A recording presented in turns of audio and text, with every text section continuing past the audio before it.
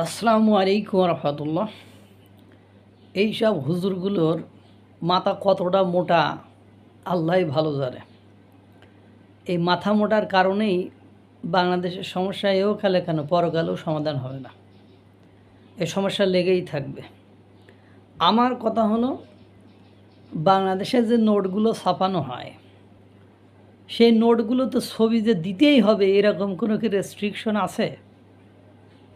সেটা মসজিদের ছবি হোক, সেটা মন্দিরের ছবি হোক, সেটা গির্জার ছবি হোক, সেটা প্যাগোডার ছবি হোক, সেটা কোনো ব্যক্তির ছবি হোক, এরকম কোনো কি রেস্ট্রিকশন, এরকম কোনো বিধান, এরকম কোনো রীতি, এরকম কোনো নিয়ম আছে? আমার জানা মতে নাই।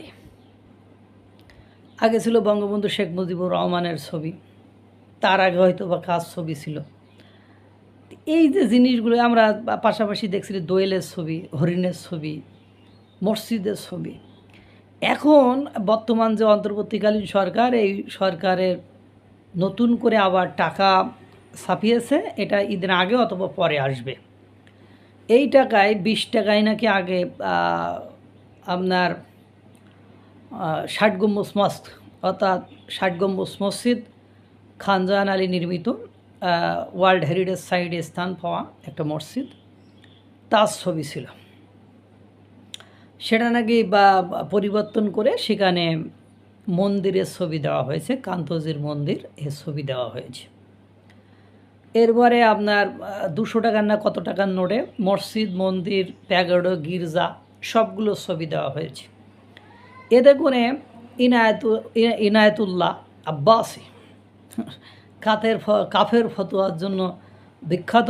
তা ওনার কাফের নিয়ে উনি পড়ে থাক, আমার এটা ম্যাটার না। আমার বিষয়টা হলো যে উনি ব্যাখ্যা দিচ্ছেন যে এই যে টাকায় মন্দিরের ছবি, এটা পকেটে নিয়ে নামাজ পড়লে কি নামাজ হবে? ভালো করে বুঝিন, এটা পকেটে নিয়ে কি নামাজ পড়লে নামাজ হবে? তাহলে এখন আমাদের তো নামাজটা শেষ, তাহলে সেক্ষেত্রে কী করতে হবে? টাকা জুতা এক জায়গায় রেখে তারপর সালাত আদায় করতে হবে। টাকা জুতার সাথে টাকাও সরে চুরি করে নিয়ে গেল। হাইরে মাথা মোটায় মাওলানা, তোমার টাকায় যে হরিণের ছবি আছে, প্রাণীর ছবি থাকলে কি সালাত হয়? ঘরের ভেতরে কি প্রাণীর ছবি রাখলে সালাত হয়, আদায় হয়? এখন ঘটনা হলো, তুমি তোমার দিকটা ভাবলা, তুমি এটা বলতে পারো যে টাকাতে কোনো মসজিদের ছবি থাকবে না, মন্দিরের ছবি থাকবে না, গির্জার ছবি থাকবে না, প্যাকেটের ছবি থাকবে না, কোনো কিছুর ছবি থাকবে না। তুমি যদি মন্দিরের ছবি নিয়ে ভাবো যে আমার এই ছবি নিয়ে নামাজ পড়লে নামাজ হবে না, তাহলে যে হিন্দু, যে খ্রিস্টিয়ান, যে পাদ্রি, যে বৌদ্ধ, এরাও তো বলবে যে মসজিদের ছবি নিয়ে আমি আমার যে তীর্থস্থান বা পবিত্র বা উপাসনালয়, সেখানে গেলে তো আমার পবিত্রতা থাকবে না। এই কথাটা কি তুমি কখনো ভেবেছ?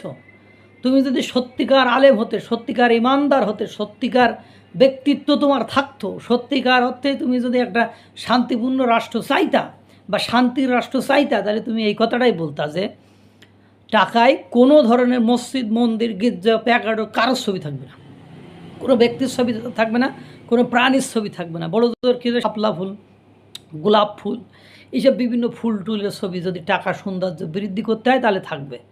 আবার নতুন করে শুনলাম আবু সাইদ মুগ্ধ ছবি থাকবে, পরবর্তীতে শুনলাম যে এটা থাকবে না।